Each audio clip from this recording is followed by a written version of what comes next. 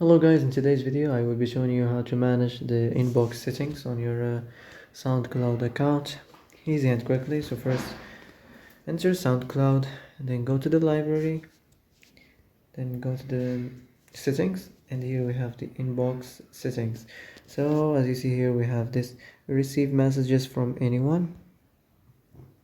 So if you want to turn this on, if you turn this setting off, only people you follow will be able to send you messages. And here we have the notification settings. So as you see, you can push notifications, enable all, and you can customize it here as you like, as you want. And that's it. And that's it for today's video. I hope this is the answer you've been looking for.